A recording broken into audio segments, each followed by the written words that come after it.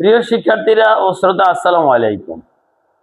তোমরা কি লক্ষ্য করেছো যে আমরা যে ফোনে কথা বলি, মোবাইল ফোনে কথা বলি, টেলিফোনে কথা বলি, আমেরিকা, কানাডা, বিভিন্ন স্থানে আমরা কথা বলি, তাহলে শব্দের বেগ তো মাত্র 332 মিটার/সেকেন্ড, প্রতি সেকেন্ডের মাত্র 332 মিটার যায়।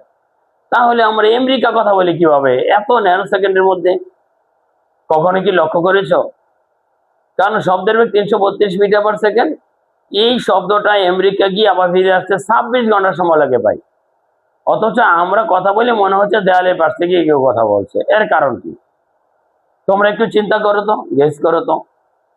আসলে তোমাদের চিন্তাই সঠিক। শব্দের বেগ মাত্র 332 মিটার/সেকেন্ড, কিভাবে যায় এত দূরে? এর কারণ একটাই, কারণ হলো শব্দের বেগকে তড়িৎ চুম্বক তরঙ্গে রূপান্তর করে আলোর বেগে রূপান্তর করা হয়। তখন এই শব্দে মডুলেটেড পদ্ধতিতে আমরা যখন ফোনে কথা বলি, তখন এই ফোন কি করে? মডুলেটেড পদ্ধতি থেকে তড়িৎ তরঙ্গে রূপান্তর করে, তড়িৎ চুম্বকীয় তরঙ্গে রূপান্তর করে এই শব্দটাকে তোমার নেটওয়ার্কে পাঠায় দেয়, এবং সেই নেটওয়ার্কের মাধ্যমে অপর মোবাইলে রিসিভ হয় এবং ডিমডুলেটেড পদ্ধতিতে ওই শব্দটা শুনতে পায়। তাহলে মাঝ পথে শব্দটা তড়িৎ চুম্বকীয় তরঙ্গ আকারে থাকে। আবার যখন সেখান থেকে কথা বলা হয়, আমেরিকা থেকে ধরো কথা বললো, সেই আমেরিকা থেকে কথা বললে সেই কথাটা আবার মডুলেটেড পদ্ধতিতে মোবাইল গ্রহণ করে, এবং মোবাইল থেকে সেটা তোমার মানে তড়িৎ চুম্বকীয় তরঙ্গ আকারে আলোর বেগে সেটা চলে আসে কি তোমার কাছে। ডিমডুলেটেড পদ্ধতিতে তুমি সেটা শুনতে পাও।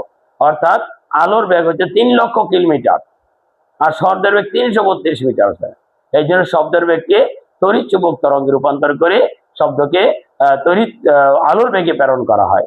যেমন ভাবে একটু শোনো, যেমন আমরা যখন হেঁটে যাই তখন সময় বেশি লাগে, রিক্সায় গেলে আরো একটু সময় বেশি লাগে, আবার যে আমরা বাইকে যাই আরো বেশি সময় বেশি লাগে, আরো মানে কম সময় লাগে, আরো যদি গতিশীল গাড়ি যায় আরো কম সময় লাগে। ঠিক তদ্রুপ শব্দকে আলোর বেগে প্রেরণ করতে হলে মডুলেটেড পদ্ধতিতে আলোর বেগে প্রেরণ করা হয়।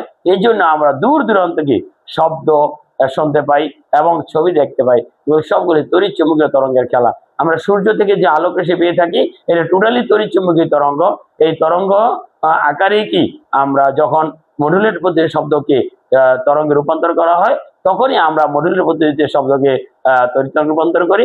ডিমডুলেটেড পদ্ধতিতে আমরা শব্দটা শুনতে পাই। আশা করি তোমরা সবাই বুঝতে পেরেছো।